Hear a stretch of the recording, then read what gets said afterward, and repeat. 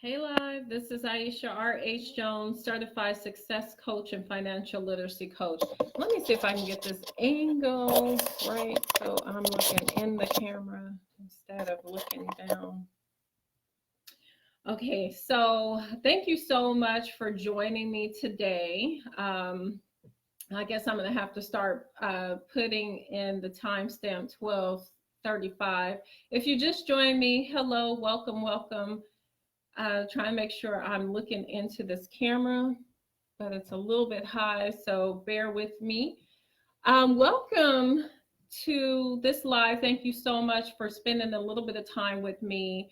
I am going to talk to you about if anxiety is blocking your success. I hear I've talked to a lot of people, of course, being in the business, the industry that I'm in, I mentor quite a few people. And sometimes the biggest factor that I hear when someone is just getting started with their business is, they're anxious. Hola, ¿cómo estás? To you. So they're a little anxious. When we start things, we really want them to work, but sometimes that anxiety kind of projects in ways that we may not want it to. So first of all, I want to tell you guys a couple things. There's a quote. I can't remember who it's by, but it goes something like this, and you guys may have heard it before. And it says, if you are depressed, you're living in the past. If you're living in the future, and if you are happy, you're living in the current time, in the now. So it's a quote that really resonated with me. I am someone who I'm very future orientated. So I do focus on the future. I like to plan for the future. And again, bear with me. I just want to get this camera right. Okay. So I don't think I can get it where I'm looking straight into it just because of the angle of it. So um, again, forgive me for that. So here's the thing. This is what I do want to say to you, just being someone that understands how anxiety affects you. Scripturally, if we were to talk about the Bible says, be anxious for nothing. And of course, we're going to talk about why in just a minute. But I know me, I am someone who tends to be somewhat of a perfectionist. And so when I do something, I want to put 150% in it. I want it to be done right without errors, mistakes. But unfortunately, sometimes we cannot prevent that. So what I've learned over time is just to kind of go with the flow, do the best that I can so I don't end up stressing myself out. Just again, being future orientated, my anxiety had gotten so bad to where doctors wanted to put me on medication. So I'm definitely against any type of medication. I did find something that really helped me to calm down. And one of the things is taking deep breaths, prayer, meditation. That's a cure for everything, right? Deep, long breaths through my nose, out through my mouth. But also, I have a supplement. Let's see if I have it on my desk. I don't think I have it here. It's called ashwagandha. It's an Indian herb, and it just really helps to relax you. It's something that you can purchase on Amazon, Whole Foods, Sprouts, stores like that. So it really, really helped me to kind of bring my anxiety down. But here's the biggest thing that happens when you're anxious. Like I said, I hear people, they'll get started in the business that I'm in, and they're like, okay, I need this to work like yesterday.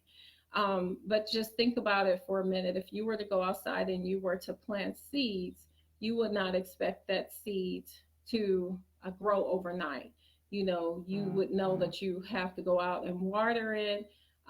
You would have to make sure the sunlight hits it. You may have to check it to make sure the soil is correct. But you would be expecting it to come, right? And so that's the same attitude you want to have going into anything that you do. When you get started, you want to expect that it's going to work, that you're going to be successful. Anything that you're anxious for demonstrate lack, and lack is a form of fear, and you cannot serve fear and faith. So that means that fear is going to rule because you're putting a lot of energy into that lack of not having it.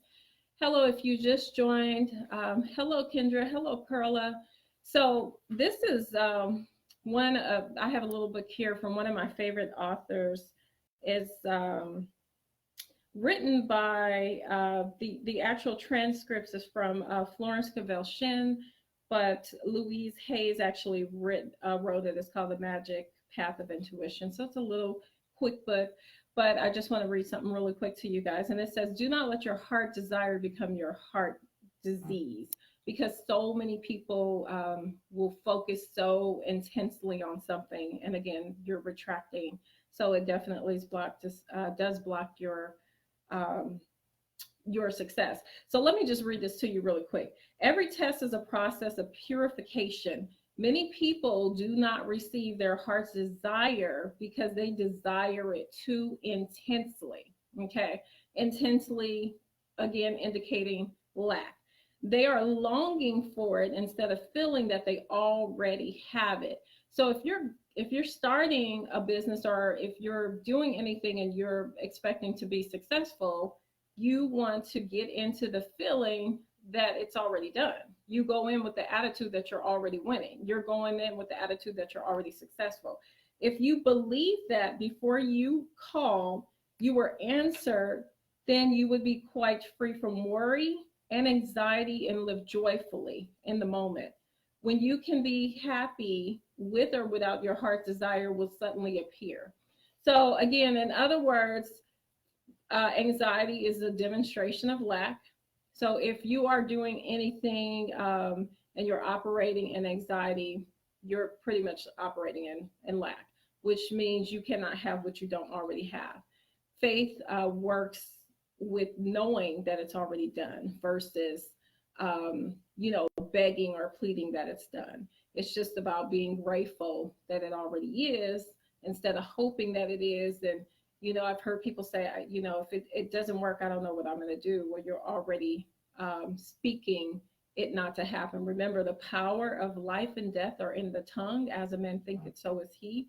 And so you just have to really be careful with your energy. You want to put your energy in the focus of it already being, and it will happen. It will happen. And that's what faith is about.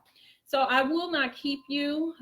Just wanted to spend a little time with you. Thank you so much for hopping on here for a couple of minutes, spending some time with me on Friday. Thank you, Fuchsia. Listen, if you guys are curious, if you heard me mention that Indian herb ashwagandha, like I said, it is something you can order on Amazon. Look it up. I was amazed by the reviews, and when I tried it, it really did help. Versus, because a lot of people are on medication for anxiety, they're stressed, a lot of things dealing with work from just life, but that really, really does help. But read the reviews. You can purchase it at Sprouts, Whole Foods. If you need the name, you can inbox me. Fuchsia, I'll inbox it to you, but it's called ashwagandha. It's an Indian herb. So I'll inbox that to you, but I'll tell you, I used to work in education, and I remember at the beginning of the school years, the staff just being super, super stressed out. And I had shared that with quite a few people, and they absolutely loved it. But it's an alternative if you're someone like me that does not like to take medication. So I do appreciate your time. Thank you so much. You guys can watch the replay. Hello, Michael. I see you just joined. You can watch the replay of this. It's pretty short and sweet. Let me know if you have questions. You guys have a blessed day.